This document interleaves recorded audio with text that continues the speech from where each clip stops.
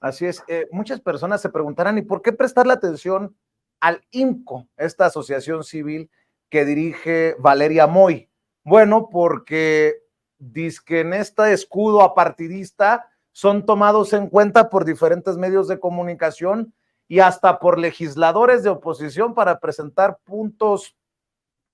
de acuerdo.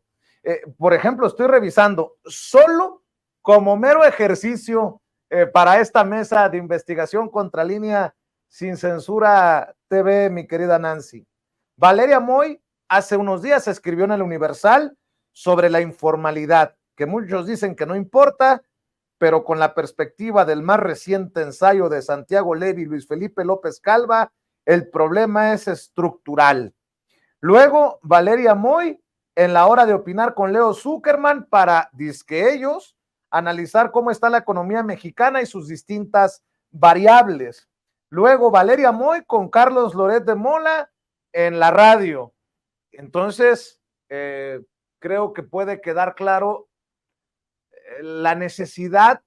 de hablar de estas asociaciones civiles con disfraz de apartidistas y de neutrales y de asociaciones que ven por los más vulnerables. Yo no sé si has analizado, por ejemplo, si el INCO dio cobertura y qué cobertura dio a este anuncio de los millones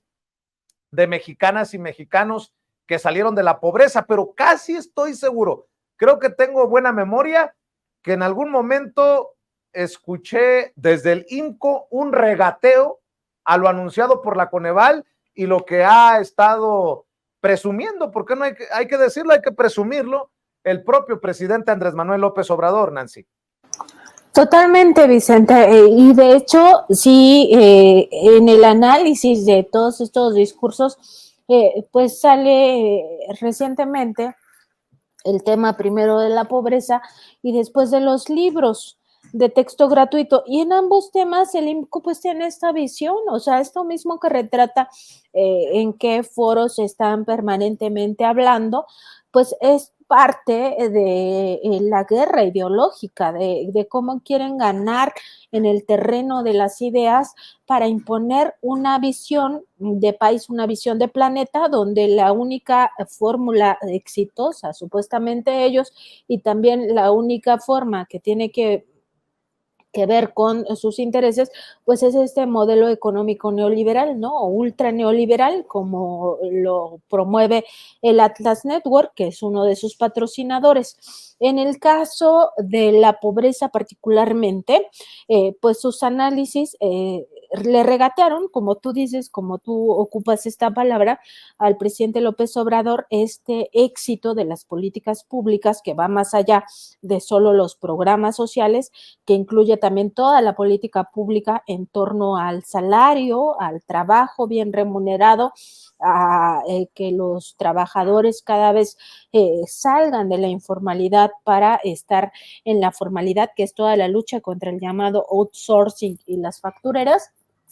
Pues le regatean diciendo primero que ante la falta de una perspectiva de género en las principales políticas públicas del actual gobierno, pues esto ha contribuido a la precarización de los ingresos de las mujeres. Ese fue como un análisis general del IMCO para decir, oigan, no está bien porque las mujeres están muy mal, y como ya sabemos que son disque feministas en algunos temas y en otros no, pues en este caso explotando esta vena supuestamente feminista y de la equidad de género. Y luego, ya cuando vemos el análisis particular de dos de sus integrantes, una de ellas su propia directora, la directora general del IMCO, Valeria Moy, que por cierto tiene salarios muy abultados, cobra más de 2 millones de pesos anuales. O sea que cobraría más este que el IMCO. presidente Andrés Manuel López Obrador, aunque no es funcionaria, aunque no se trata de una dependencia de gobierno, gana más que el presidente, nada, solo por mera idea mía, Nancy. Sí, una idea que está pues sí muy apegada a la realidad, y decir que en su caso pues ella escribió acerca de estas informaciones que ya daba a conocer el INEGI después que se confirmaban con el Coneval, que había una pésima noticia, o sea, como tratando de desvincular el éxito del humanismo mexicano con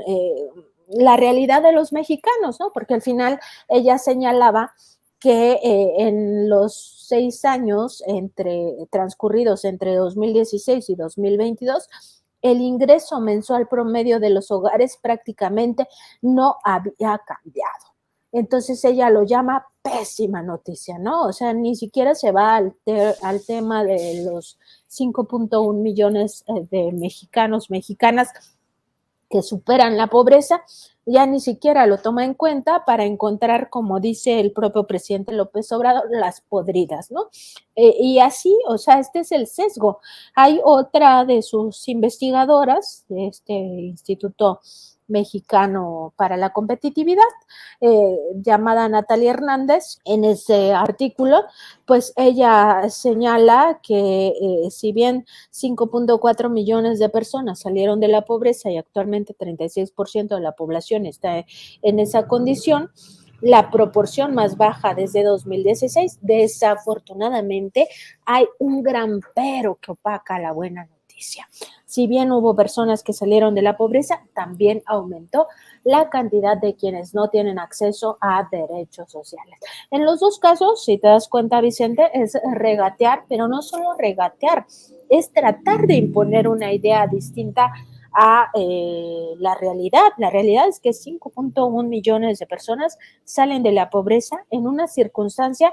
que no es cualquier circunstancia. Veníamos de una crisis económica derivada de la pandemia de COVID-19, no de México, una crisis en la que entró el mundo, porque el mundo se tuvo que paralizar meses. Ya no se acuerdan,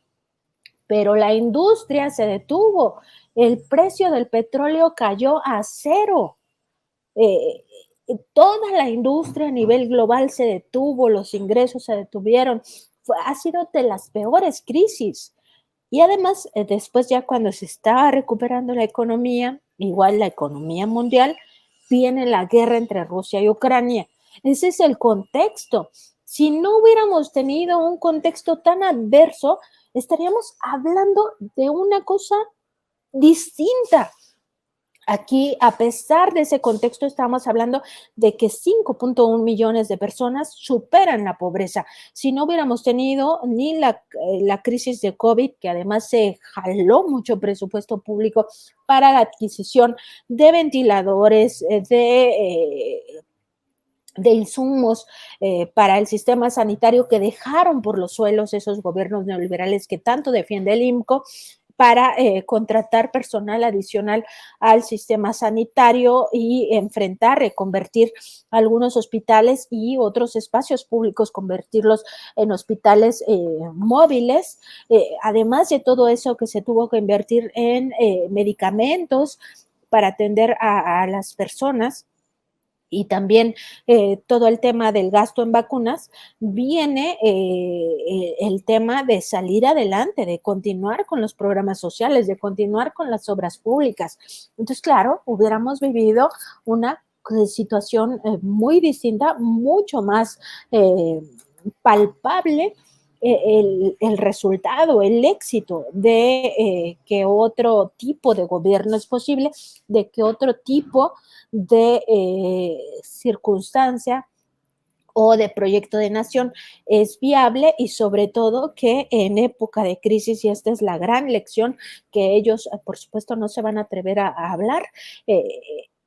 que no se rescató a los más ricos, siempre se privilegió a los más pobres y además en una circunstancia de equidad realmente, de democracia, porque, por ejemplo, y no hay que olvidarlo, en un gobierno neoliberal, por supuesto que las vacunas no hubieran sido de acceso universal, ni tampoco se hubiera privilegiado en términos científicos a los más vulnerables, se hubiera privilegiado a los que más dinero tenían, ellos sí hubieran tenido las vacunas y no el resto de la población, porque eso los caracterizó durante mucho tiempo No es algo que estemos inventando, es una hipótesis basada en su historial como gobiernos saqueadores también tampoco se hubiera procurado pues todo esto de tener un sistema sanitario más o menos respetable para una pandemia como la que vivimos, Vicente.